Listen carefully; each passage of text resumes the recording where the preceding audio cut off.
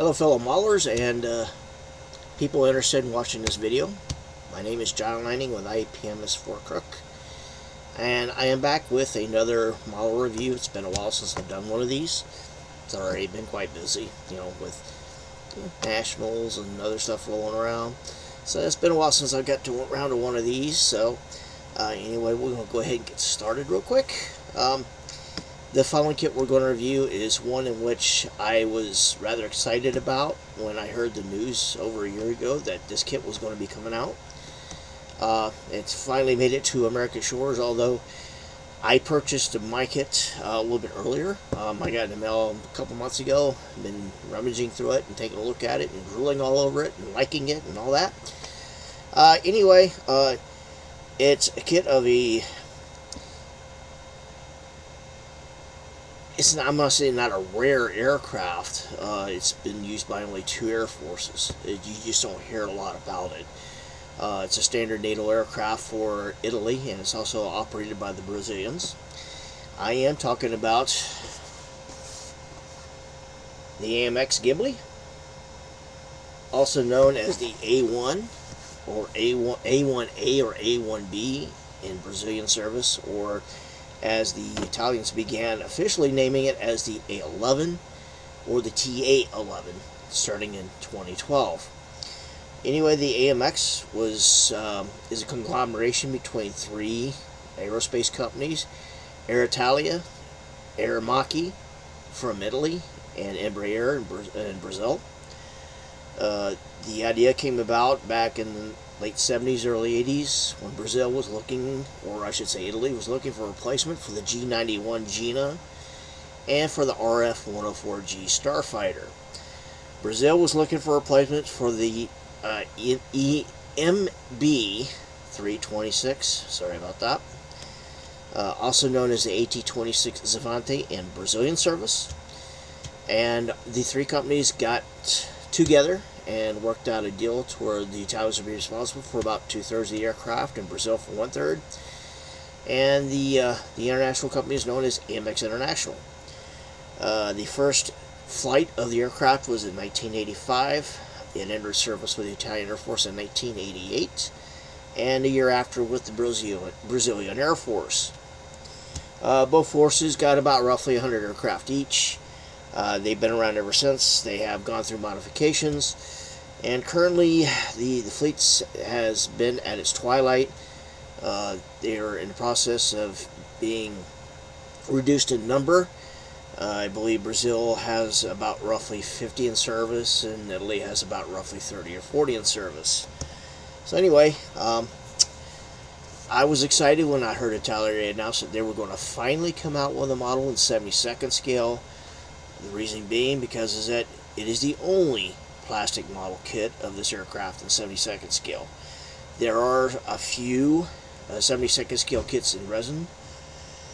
Aero Club, Liberty Quality, Warrior, Kuno model, although they are hard to find, very expensive to get a hold of, and I'll say very fun to build in a resin, but this is the first plastic kit.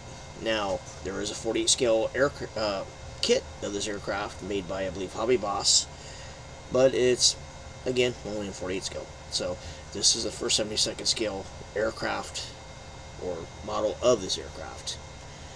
Anyway, standard Italeri box side opening, and on the back, 4 schemes for the Italian Air Force. And I will let you know here too, in this particular boxing, this particular model, you can only build the Italian version with the parts in the box. There are some differences between the Italian and Brazilian versions. I will get with that shortly. So anyway, the kit comes with 2 big gray sprues and 1 clear sprue. Instructions, decals, and this photo etch sheet. Very small. Apparently these are fuselage strengthener plates for when the aircraft went through its modifications back in the 1990s. We're going to go through the sprues here real quick. This is going to be the first sprue right here. This is the fuselage, the wings, the tail planes, main landing gear. And see if I can shift this around. You might be able to start seeing the detail in that, although it's not 100% clear. But you can see the panel lines inside the fuselage sides there. My opinion, they're really nicely done. They're not too deep and they're not too wide. I'm impressed with what I've seen with the panel lines on this kit, and we'll get more to that later. Here's the second sprue. Cockpit, ejection seat, the weapons including 2 laser guide bombs, the lightning pod, the Orpheus reconnaissance pod for the reconnaissance version, 2 AIM-9 sidewinders, and the ejection seat, which is right here. The 2 sides, cushions right here, and for once, finally, Italeri started getting it right, having an ejection seat actually look like an ejection seat, not like the sofa in your living room at home. So anyway, of course, the detail again, I like the detail I'm seeing here. The cockpit has actually got some detail in it, very nice detail, raised. So guys like us that like to, dry brush the details into their cockpits can do that. Let me find the control panel on here. Here it is. There's the control panel. You're probably not going to be able to see it, but it's also got raised detail. It's not a flat control panel like what's been going on lately with other manufacturers. It's actually got nice raised details, and it's not overdone. The dials and stuff like that don't look oversized. It actually looks pretty decent. So anyway, as I stated, the panel lines inside the kit, I'm impressed. It already seemed to have stepped up their game. They're nice. They actually got rivet detail as well on the back of on the fuselage right there. It's got some very fine detail, riveting detail on the stabilizers as well. Some detail inside on the fuselage. Some detail on the wings as well. But it's very nice. It's nice. It's very good. I like it. So, here's the clear sprue. You'll be able to model it with the plane open or closed. 2-piece canopy. Also the HUD. And then 2, I would assume these would probably be landing gear lights. So that's the clear sprue. I already showed you the photo etch. Here are the decals. Decals for 4 Italian versions. Okay. Also on here too, the decals for the Orpheus pod right here, and also details for the lightning pod, decals for the weapons, and right here some decals for the ejection seat and the control panel right there. The control panel is only a partial decal because most of the cockpit is mostly LCD and screens and stuff like that. This is the instrumentation portion of the control panel, which is all decals. But it's nice. It looks like it's a nice size. It looks like it's not going to be oversized or anything like that. And of course, 4 different versions of Italian Air Force aircraft. So those are the decals. They are printed by Cartograph, and we all know Cartograph has got heck of a reputation when it comes to the models. So anyway, here's the instruction sheet. This has become standard for Italeri kits now. Actual construction is in phases in black and white, but pretty much easy to determine where the parts go. And then the first paint scheme.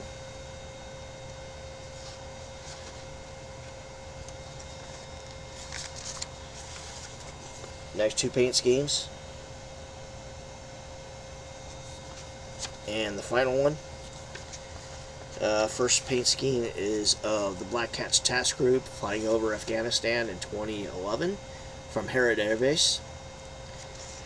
Next one is the one with the shark's mouth is from 30 Seconds Thrumo in Amendola Air Base in Italy in 1997.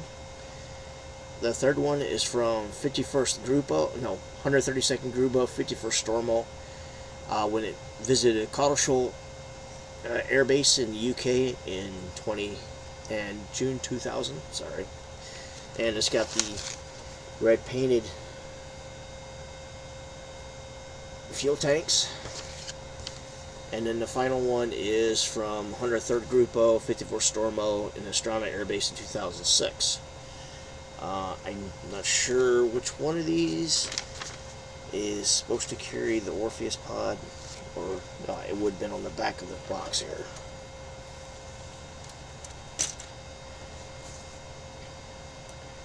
No, maybe it isn't. Oh well, anyway, it does have the Orpheus pod for if you want to build the reconnaissance version. Anyway, those are the sprues, the parts, the decals, instructions. So, going over this real quick, what do I think about it? This has been a rather quick review. So, anyway, my thoughts on the kit is that, yes, I am impressed. It looks like Italeri has stepped up their deal. And it's been sad because it seems like Italeri is slowly getting away from 72nd scale kits and going to 48 scale, 32nd scale. And at the same time, they're releasing a lot of the older Italeri kits and also the older Eschi kits and reboxing all of that. So they've been doing less and less new kits and getting more reboxes done anyway. For this new kit, I am impressed. I think it's a nice little kit. Also, I failed to show that it does have two different types of noses. One is more of a sharper nose and one's a more blunt nose. I guess, for the modifications it went through during the 1990s. Now, as I stated, this version, this kit, you cannot, well, without any type of modifications or some type of aftermarket, you cannot build the Brazilian version, and the main reason why is the aircraft gun armament. Now, the Italian version uses the M61 Gatling gun, which would be here on the nose. I guess you can't see. There we go. And it's just on the one side. Now, the Brazilian versions use two 30mm guns, each on one side, each side of the nose. And of course, that means that, number one, you may have to remove this portion and this portion, and then build the mounts for the 30mm guns and install them in the aircraft. So they don't have the parts to do that for this particular model kit. I don't know if Italeri will try to release a Brazilian version or not. It looks like for right now they're sticking with just the Italian version. I'm not going to completely say that they won't do that, because they have modified their kits before to, like in particular the F5 series, in order to modify the nose from the conical version to the shark nose version for, Switzerland and Austria and some of the U.S. Navy aggressor F5s. So there is a possibility maybe somewhere down the road they might modify this kit for Brazil. I don't know. Overall view, well, I mean, I'm going to say more likely somebody probably come out with a cockpit. But the cockpit looks decent enough as it is, especially if you're not really hardcore on, detailing the cockpit. It looks nice as it is out of the box. But I'm pretty sure some people want a little bit more bang out of the cockpit as well, and somebody will probably come with another set. Otherwise, it's okay.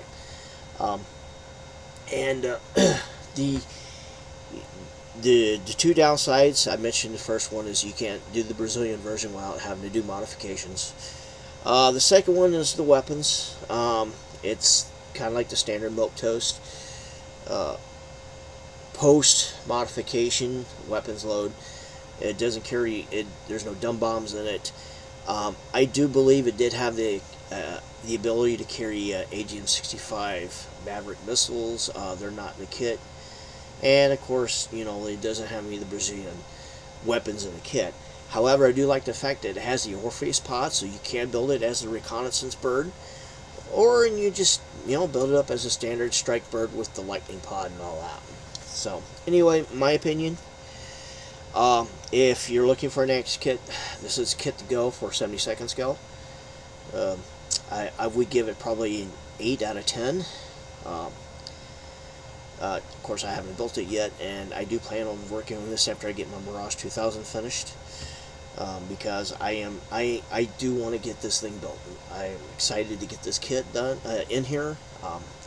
I just haven't decided which bird I'm going to build yet, because I got a couple of them. I like to build one reconnaissance version and one strike version. So anyway, not too many negatives on the kit. I'm glad that Italeri stepped up their game, and that makes me more excited because I understand that they are pretty soon going to release their F-35C, the Navy version of the F-35 Strike Fighter.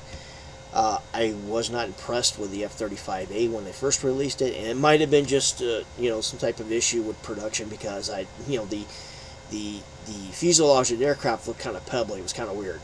It might have been some type of chemical issue or something like that, but being that the only other kit that's come out for the F-35 and 72nd scale is the Org Hobby kit, which is hard to get a hold of and pretty expensive, and you have to get it shipped out of China, which, well, shipping isn't too bad, but the price of the kits are pretty high over there.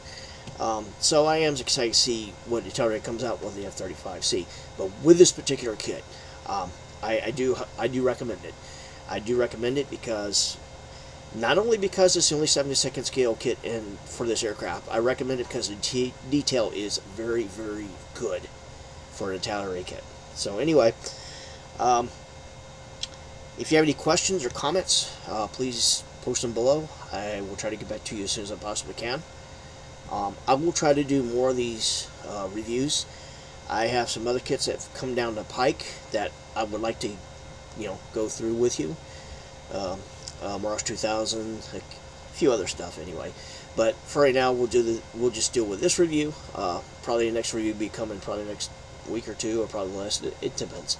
Anyway, again, any questions, comments, post them below, and keep on building, folks. Bye.